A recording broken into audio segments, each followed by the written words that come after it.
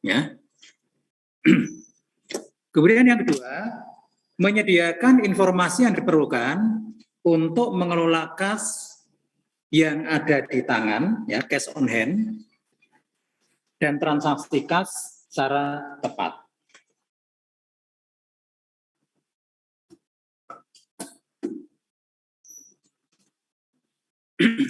Oke.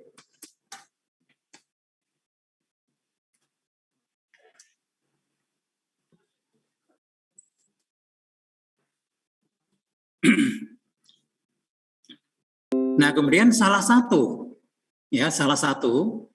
cara untuk mengendalikan kas yang dimiliki oleh perusahaan, ini salah satu ya. Kalau penjelasan detailnya banyak sekali nanti, ya. Tapi salah satunya untuk mengamankan kas yang dimiliki oleh perusahaan adalah menyimpan uangnya di bank, ya, di rekening bank.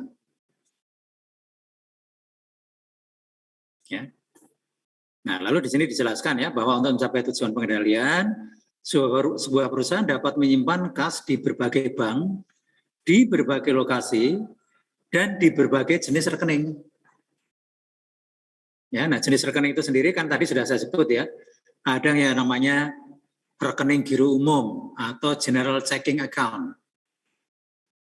Mengapa disebut dengan checking account? Karena untuk mengambil dananya harus menggunakan cek.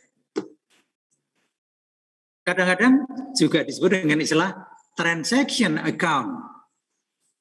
Karena tujuan utama rekening ini adalah untuk bertransaksi, ya, baik untuk membayar maupun untuk menerima pembayaran. Maka disebut juga dengan istilah checking account.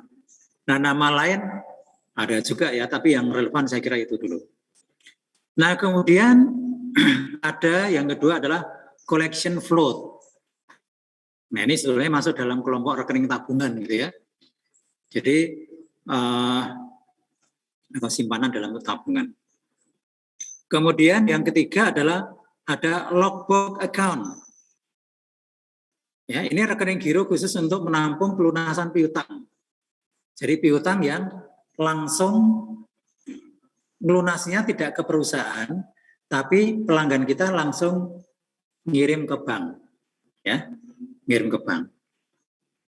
Nah, sebenarnya istilah logbox itu dulu diartikan sama dengan PO Box gitu ya.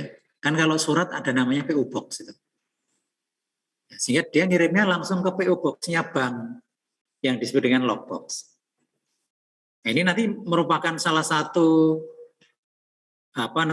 kejadian yang menyebabkan adanya perbedaan antara saldo di bank dan saldo di perusahaan. Karena mereka nyetornya langsung ke bank, kita belum tahu. Kita tahunya nanti akhir bulan setelah kita diberitahu melalui laporan bank. Kemudian ada lagi impress bank account atau sering juga disebut juga dengan istilah payroll account, yaitu rekening giro khusus untuk gaji. Nah, rekening giro ini pengelolaannya persis seperti kas kecil itu. Ada saldo minimum. Ya, nanti menjelang pembayaran gaji, perusahaan mentransfer dari rekening giro umum ke rekening giro gaji. Nah, kemudian karyawan, kalau misalnya karyawan dibayar pakai cek gitu ya, karyawan datang ke bank mengeluarkan cek, ya, ngambil gitu ya. Terus kalau semua karyawan sudah ngambil, nanti akun ini kembali ke posisi saldo minimum. Nanti pengisian kembali menjelang tanggal penggajian. Ya. Nah, itu bisa untuk karyawan tetap, bisa untuk karyawan tidak tetap, ya. Karyawan yang dibayar seminggu sekali, atau mungkin karyawan harian lepas, itu bisa juga seperti itu. Ya. Oke.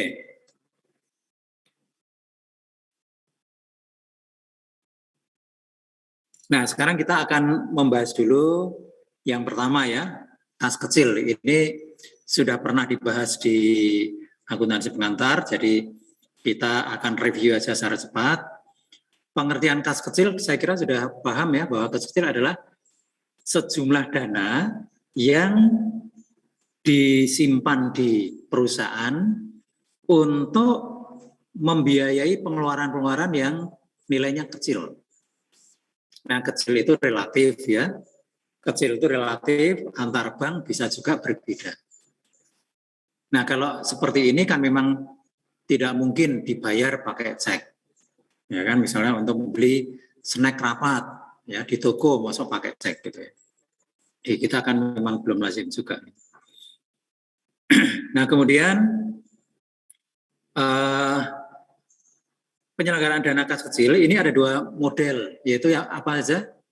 Yang pertama sistem dana tetap atau impres. Yang kedua sistem dana yang berfluktuasi. Dari dua cara ini, ya, untuk tujuan pengendalian dan pengawasan kas itu lebih bagus yang dana tetap. Kalau berfluktuasi itu ngawasinya susah. Ya. Nah, kemudian mekanismenya bagaimana? Jadi mekanismenya ketika perusahaan memang ingin menetapkan kas kecil, itu biasanya ada semacam keputusan, surat keputusan dari pimpinan bahwa mulai bulan ini kita akan menyelenggarakan dana kas kecil, ya sebesar berapa. Nah, itu di SK-nya pimpinan itu sudah ada itu. Kemudian sudah ditunjuk siapa yang nanti akan bertugas memegang dana kas kecil. Kemudian juga sudah ditetapkan kapan dana kas kecil ini akan diisi kembali. Misalnya sebulan 2 kali atau sebulan sekali gitu ya. Nah, nanti kalau sudah dipakai ternyata dana kas kecil yang ditetapkan mula-mula ini kok terlalu kecil. Nah, berarti perlu ditambah. Nanti juga ada surat keputusan lagi dari direksi. Yang isinya adalah menambah jumlah dana kas kecil. Kalau terlalu banyak juga sama dikurangi, gitu ya. Nah, kemudian dari si akuntansi itu ada beberapa transaksi yang terlibat. Yang pertama adalah transaksi pembentukan kas kecil. Ya, pembentukan kas kecil itu dilakukan dengan cara mentransfer dana dari rekening giro umum ke dana kas kecil. Caranya bagaimana? Caranya kalau sudah ada instruksi, ya, kemudian dibuat cek, kemudian pemegang dana kas kecil menguangkan cek itu ke bank. Ya. Nah, pada saat cek diserahkan ke pemegang dana kas kecil, maka bagian akuntansi, misalnya di sini 300 gitu ya, bagian akuntansi itu akan membuat jurnal seperti ini. Debit kas kecil, kreditnya kas. Nah, ya. Nah, kemudian setelah semua tahu bahwa mulai bulan ini ada dana kas kecil, kemudian mereka yang membutuhkan dana kas kecil itu, ya mereka mendatangi pemegang dana kas kecil. Saya mau misalnya membayar ini sekian. Nah, ini biasanya lalu dia diminta untuk mengisi semacam permohonan atau apapun namanya gitu ya. Butuhnya berapa? Misalnya butuhnya $50. Ya udah, itu permohonannya diserahkan, kemudian dikasih uang $50. Nah, kemudian setelah itu ketika dibelanjakan, ya, nanti kan ada buktinya itu, ya, nota, kwitansi macam-macam. Nah, ini nanti kalau sudah selesai, nota dan lain-lain ini bersama-sama dengan sisa kas kecil kalau ada, itu diserahkan ke pemegang dana kas kecil. Ya. Itu. Ada juga menggunakan model begini. Ya. Oke. Tidak ada bukti permintaan kas. Tapi model ya udah Anda silakan mengeluarkan untuk ukuran apa, yang penting nanti ada buktinya, ya kan?